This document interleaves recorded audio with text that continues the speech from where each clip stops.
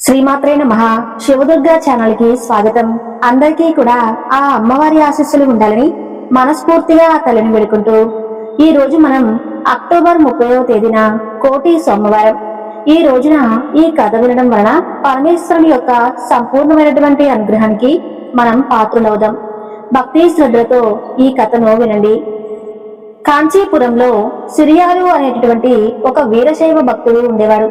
ఆయన ప్రతినిత్యము కూడా 5 జంగమయ్యలకు భోజనం పెట్టిన తరువాతనే తాను భోజనం చేసేటటువంటి సంకల్పం ఉన్నవాడు. ఆ విధంగా ప్రతిరోజు కూడా 5 జంగమ దేవరులకు కోరినటువంటి భోజనం పెట్టి వారు కోరినటువంటి వస్తువులను ఇస్తూ వారిని తృప్తిపరిచేవాడు. ఆ సిరియాల యొక్క భక్తి అంతటితో కనుక్కోవాలి అనేటటువంటి జిజ్ఞాసతో పరమేశ్వరుడు ఒకనాడు జంగమదేవర వేషంలో సిరియాలకు కనిపిస్తాడు. సిరియాలు ఆయనకు అర్ధపాద్యాదులు ఇచ్చి తమ ఇంటికి అతిథిగా భిక్ష స్వీకరించడానికి ఆహ్వానిస్తాడు. పరమేశ్వరుడు సిరియాలు ఇచ్చేటటువంటి ఆతిథ్యానికి అంగీకరించే ముందు ఆయనను మాటలలో దింపి నెమ్మదిగా విషయం బయట పెట్టాడు. నీ వ్రతం సంగతి విన్నాను. దానికి ఎన్ని ఇబ్బందులు వచ్చినా వ్రతభంగం కాకుండా నిర్వర్తిస్తున్నామని విని నేను ఎంతగానో సంతోషించాను. అలాగే నాకు కూడా ఒక వ్రతం ఉంది. కానీ దాన్ని నెరవేర్చేటటువంటి గృహస్థులు నాకు ఎవరూ కూడా కనిపించడం లేదు. మాంసాలన్నిటిలోనూ నరమాంసం చాలా రుచిగా ఉంటుంది అని అంటారు. అంతేకాదు మృగ మాంసాన్ని తినేటటువంటి పులి కూడా అదృష్టవశాత్తు ఎప్పుడైనా కానీ మనుష్య మాంసం తిన్నట్లయితే అప్పటి నుండి ఇక మృగ మాంసాన్ని ఇష్టపడక నరమాంసం కోసమే దారి కాచి మరి మనుషులను చంపుకు తింటుంది. కాబట్టి మాకు కూడా నరమాంసంతో భిక్ష ఇచ్చిన వారి ఇంటనే మేము భిక్ష స్వీకరిస్తాం. లేకపోతే నీళ్లు తాగి ఉపవాసం ఉంటాం. మేము వ్రతం పట్టినప్పటి నుండి మా కోరిక ప్రకారం ఒక కోమలమైనటువంటి బాలకుని మాంసమును మాకు వండి పెట్టువారు లేక అప్పటి నుండి ఇప్పటి వరకు భోజనం కూడా చేయకుండా ఉపవసిస్తున్నాము. మా కోరిక తీర్చువారి కోసం వెతుక్కుంటూ ఊరూరా తిరుగుతూ ఉన్నాము. నీకట్టి సామర్థ్యం ఉంటే మాకు భోజనం పెట్టు, లేదా మేము ఇక్కడి నుండి వెళ్లిపోతాము అని అంటాడు. లేవబోయినటువంటి జన్మదేవర నాపి, స్వామి, దీనికోసం మీరు ఇంత విచారం ఎందుకు చెప్పండి. నాకు 12 ఏళ్ల పుత్రుడు ఉన్నాడు. వాని మాంసంతో మీకు భోజనం పెట్టి మిమ్మల్ని తప్పకుండా తృప్తిపరుస్తాను. కొంచెం సేపు ఇక్కడే విశ్రమించండి అని సిరియాలు ఇంటికి వెళ్లి భార్యతో విషయం చెప్పలేక తడబడుతూ నుంచొని ఉండిపోతాడు. ఆమె బలవంతం మీద ఎలాగో జంగమ్మదేవర కోరినటువంటి కోరిక గురించి చెబుతాడు. ఆమె లేచి, ఏమయ్యా, ఎందుకిలా బాధపడతారు? కోరినవాడు మహేశ్వరుడు, ఇచ్చువాడు నా హృదయేశ్వరుడు. నా యొక్క పుత్రుడి మీద నాకున్నటువంటి స్వతంత్రం మీకు లేకుండా పోతుందా? ఇంకా ఆలస్యం చేయవద్దు అని అంటుంది. ఒక పరిచారి కోరి పిలిచింది. పాఠశాలలో చదువుకుంటూ ఉంటున్నటువంటి అతని కుమారుని వద్దకు పంపిస్తారు. పంపించి ఆ పిల్లవాడిని పాఠశాల నుండి ఇంటికి తీసుకుని వచ్చినటువంటి ఆ కుమారుణ్ణి తల్లి ఒడిలో కూర్చొని తలని ముడుతూ మంచి మాటలు చెబుతూ మధ్యలో భర్తకు సైగ చేస్తుంది. వెనుక నుండి కత్తితో కొడుకు తలను తుంచమని భర్త అలాగే చేయగా ఆమె నమ్మక ద్రోహం చేసి తెగవేసినటువంటి కొడుకు తలను దాచి శరీరంలోని మాంసం కండలను ముక్కలుగా కోసి రుచిగా వండపెట్టి మిగతా భక్ష్యభోజ్య లేహ్యాలతో భోజనం సిద్ధం చేసి ఉంటుంది. శివపూజ చేసుకున్న సిరియాలు జంగమ దేవులను పిలుచుకొస్తారని బయలుదేరి వెళ్తాడు. ఒక చెట్టు కింద స్నాన సంధ్యాదులు పూర్తి చేసుకున్నటువంటి ఆ జంగమ దేవులను జపం చేసుకుంటూ ఉంటాడన్నమాట. అప్పుడు ఆ దేవులను చూసి, స్వామి, దయచేయండి, సర్వము కూడా సిద్ధమై ఉన్నాయి, మీరు ఎక్కడ ఉన్నారు అని వెతుకుతూ ఉన్నాను అని మర్యాదగా ఆహ్వానిస్తాడు. సిరియాలు అప్పుడు జంగమయ్య, మా కోసం వెతకడం దేనికయ్యా? ఇక్కడ అక్కడ అంటూ ఏమిటి? ఎక్కడ చూసినా కూడా మేమే ఉంటాం. అయినా మాలాంటి జంగములకు మీ వంటి గృహస్థులు పట్టుకొమ్మలు అని అంటూ సిరియాలను మెచ్చుకుంటూ అతనితో బయలుదేరుతాడు. ఇంటికి వచ్చినటువంటి అతిథిని శివపూజ చేసుకోమని సిరియాలు చెప్పినా కూడా వినటువంటి అతని చేత తానే కావలసినటువంటి పదార్థాలన్నీ కూడా ఇచ్చి బలవంతంగా శివపూజ చేయించాడు. జంగమయ్య తన కోసం వండినటువంటి పదార్థాలు చూపించమని పట్టుబట్టగా సిరియాల భార్య ఒక పాత్రలో బాలకుని యొక్క మాంసంతో వండినటువంటి కూర తీసుకుని వచ్చి ముందు పెడుతుంది. దానిని చూసినటువంటి జంగమయ్య, దీనిలో తలకాయ మాంసం ఏది? అది చాలా రుచిగా ఉంటుంది. మాంసం తినేవాళ్ళు పట్టణాల్లో మాంసం అమ్మేటటువంటి కటికవాల నుంచి మేకతలలో ఆశగా కొనుక్కొని వెళ్లడం నేను చాలాసార్లు చూశాను. అది లేనటువంటి ఈ మాంసం నాకెందుకు అని చెప్పి లేచిపోయినటువంటి అతన్ని బ్రతిమలాడి ఆ శిశువు శిరస్సు తెచ్చి, దేవా, ఇది కేశాలతో ఉన్నది. పూర్వం అగస్త్య మహర్షికి ఒక ముని నరమాంసం పెట్టి అతని చేసి శపించబడ్డాడు కదా, అందుకే ఇది మేము చేయలేదు. ఇదిగో ఇప్పుడే ఈ తల వండించి తెమ్మని చెప్పి అతని భార్య కూడా ఆ తలకాయను తొందరగా వండి తెచ్చింది. ఆ కపట జంగమయ్య సిరియాలతో, నీవు నీ అర్ధాంగి నా పట్ల కనబరుస్తున్నటువంటి దృఢభక్తికి మీరు చాలా వేగంగా సమకూరుస్తూ ఉన్నటువంటి పదార్థాలకు నేను చాలా సంతోషించాను. కానీ ఇంకొక పని కావాలి. నా కుడి పక్కన నువ్వు కూడా కూర్చుని నీ అర్ధాంగికి వడ్డిస్తూ ఉండగా మనిద్దరం కబుర్లు చెప్పుకుంటూ సంతోషంగా భుజించాలి. అలా అయితే సరే, లేకపోతే నేను పోయి వస్తానని మరలా లేచిపోయాడు. నోట మాట రాక బాధపడుతూ ఉన్నటువంటి సిరియాలు దగ్గరకు వెళ్లి అతని భార్య, ఎందుకిలా బాధపడతారు? మన చేతులారా మనం చంపుకున్నటువంటి కొడుకు మాంసం తినడం తప్పేలా అవుతుంది? జంతువధ చేయవారు ఆ జంతువు మాంసం తాము భుజించినా కూడా తప్పులేదని చెప్పి పెద్దలు చెబుతూ ఉంటారు కదా అని అతన్ని శాంతపరిచి ఇద్దరికీ కూడా ఆసనాలు వేసి వెండి పళ్ళాల్లో కుమారుడి యొక్క మాంసంతో సగ పదార్థాలు వడ్డించి ఆరగించమని చెబుతుంది. ఈశ్వరుడు వారి యొక్క భక్తిని మనసులో గొప్పగా మెచ్చుకుంటూ ఇతను దేనికి వెనుకాడలేదు.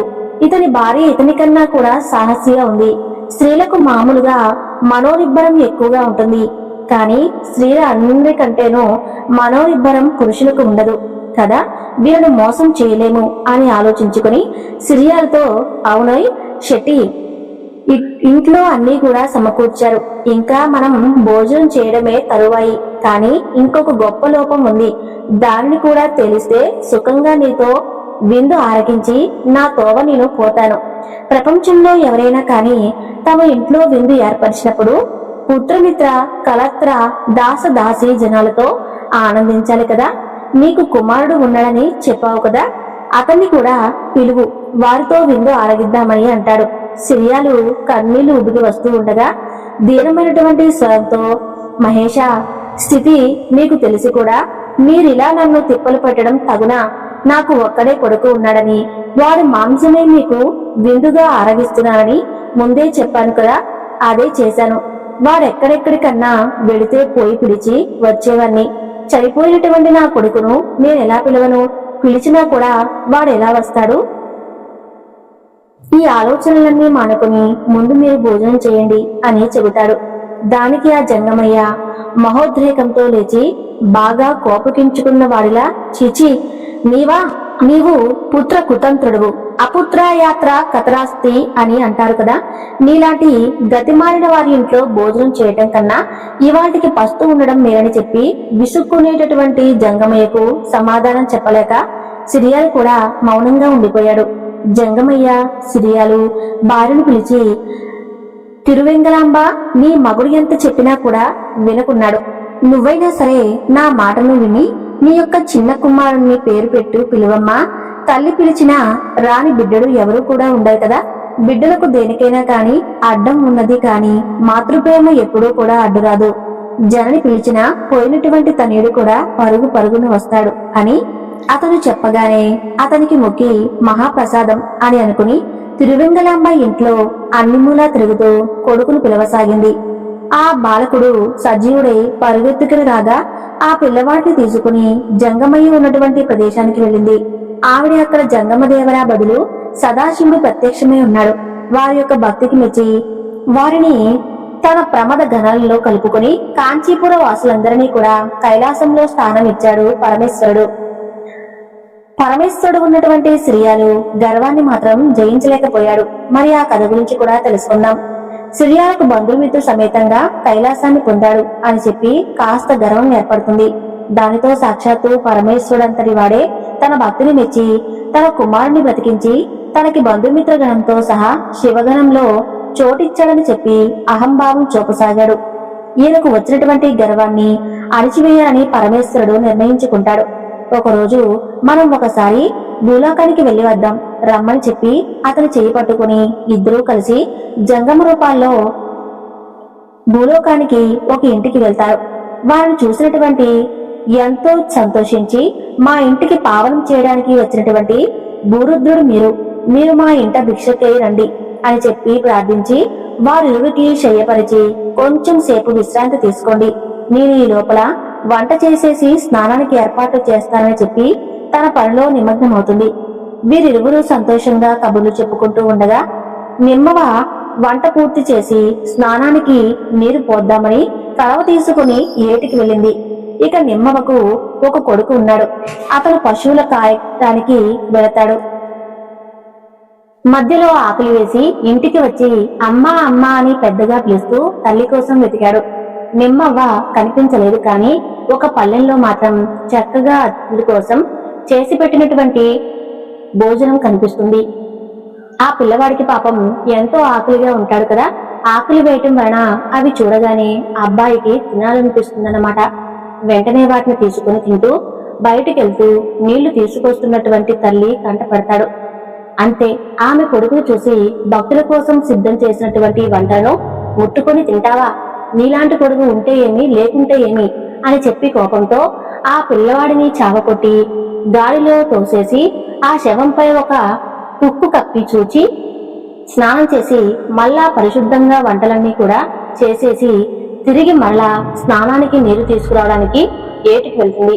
ఈ లోపల పరమేశ్వరుడు సిరియాలను తీసుకుని ఆ ఇంటికి వెళ్లి నిమ్మవ్వ కొడుకు మీద కప్పినటువంటి ఆ ధూళిని ఊది ఆ శవాన్ని చూపించి సిరియాలతో, చూసావా, మన కోసం సిద్ధం చేసినటువంటి పదార్థాలు ఈ పిల్లవాడు ముట్టుకుని అపవిత్రం చేశాడని చెప్పి ఈ పిల్లవాడిని బోతి పాలు చేసి మరలా వంట చేసి మన స్నానానికి నీరు తీసుకుని రావటానికి వెళ్ళిందయ్యా అని చెప్పి ఆ అవ్వ చేసినటువంటి సాహస ఆకృత్యాన్ని అతనికి చెప్పి చూపించి ఏమీ తెలియని విధంగా వచ్చి మళ్ళీ అలా పడుకుంటారు.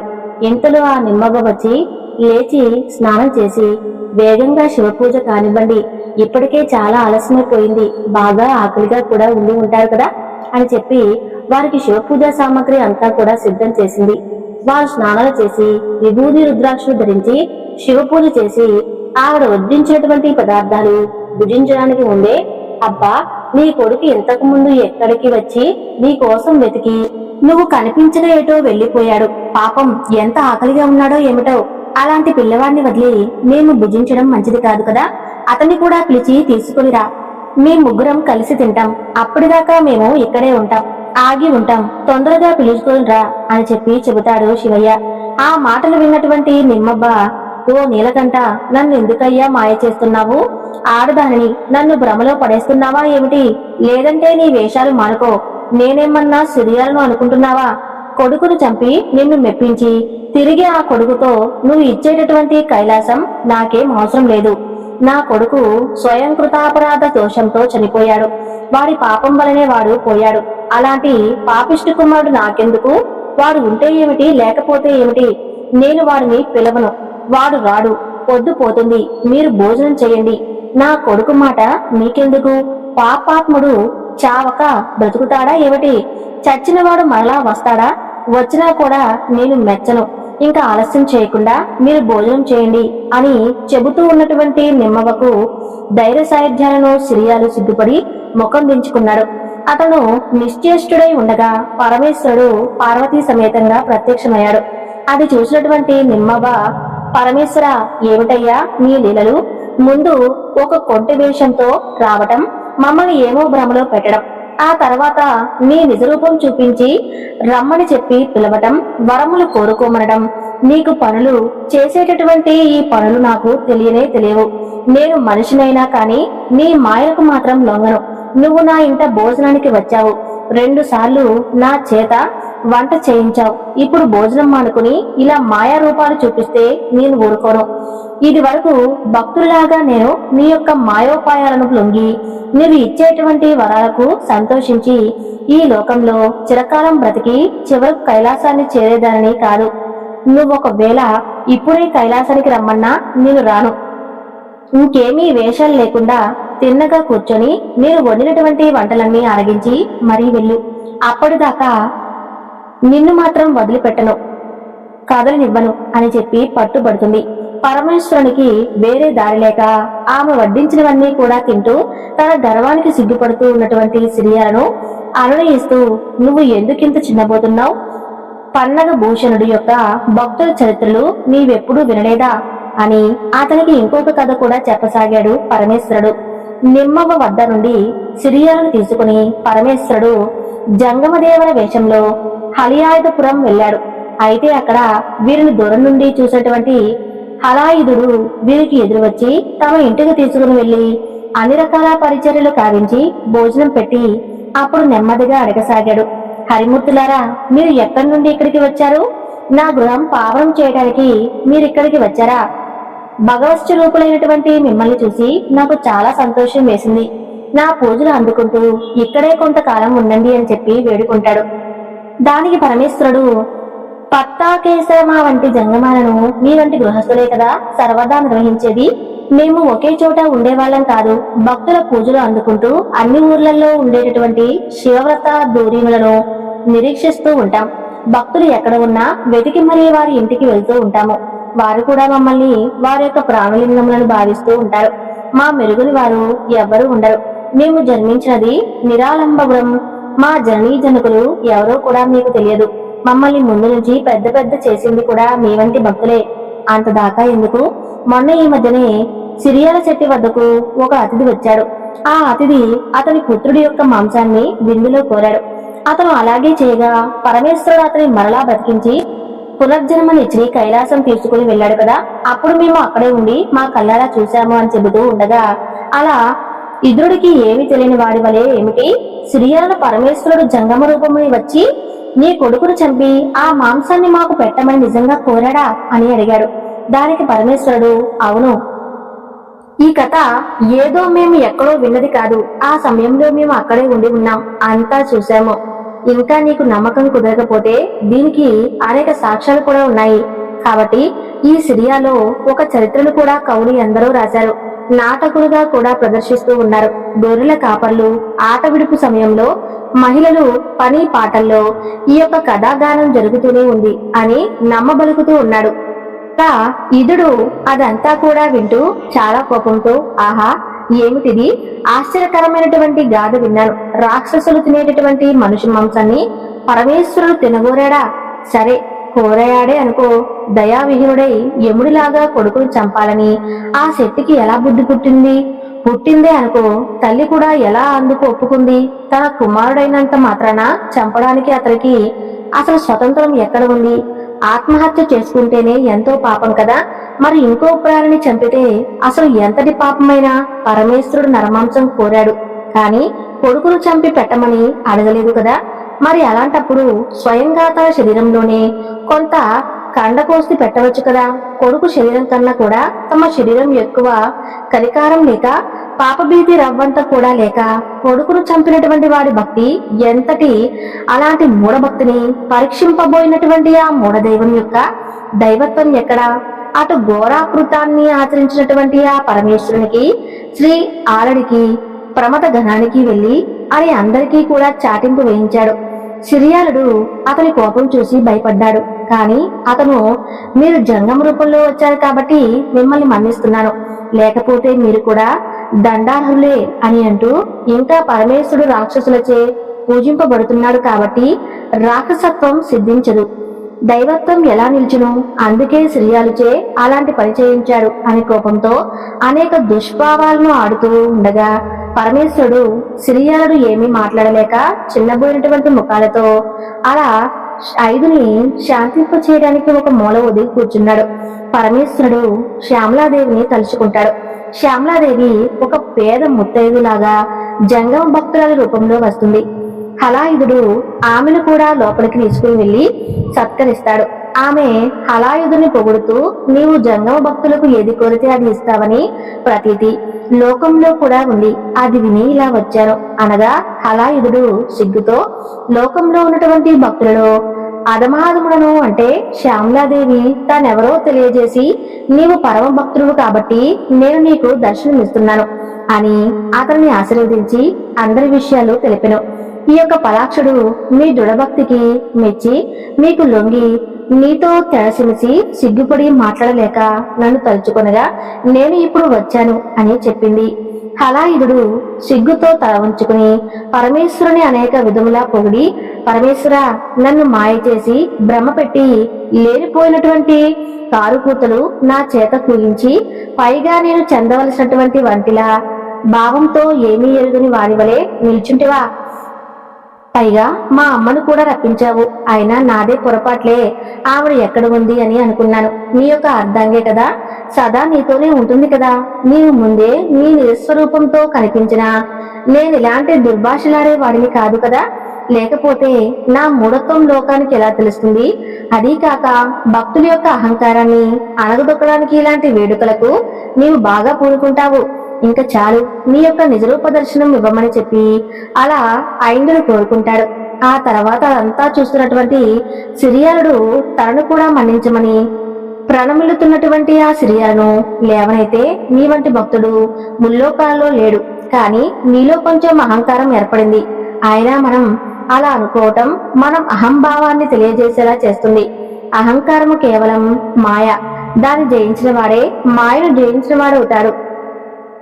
భక్తుల యొక్క అహంకారం అనగాలి అంటే అహంకారం అలాగే కొనసాగిస్తే భక్త వస్తులుడికి అవమానమని చెప్పి పరమేశ్వరుడు పార్వతీదేవితో సహా వారికి సాక్షాత్కరించి వారందరికీ కూడా కైలాస ప్రాప్తి కలుగు చేస్తాడు. ఈ విధంగా శ్రీయాలుడికి ఉన్నటువంటి అహంభావం పోగొట్టడానికి అలా ఎదురు కథ కల్పించి ఆ జగన్నాటక సూత్రధారే కపట నాటకం ఆడాడు. భక్తులకు అహంకారం ఉండకూడదని చెప్పి తెలియజేయడానికి పరమేశ్వరుడు ఈ విధంగా చేశాడు.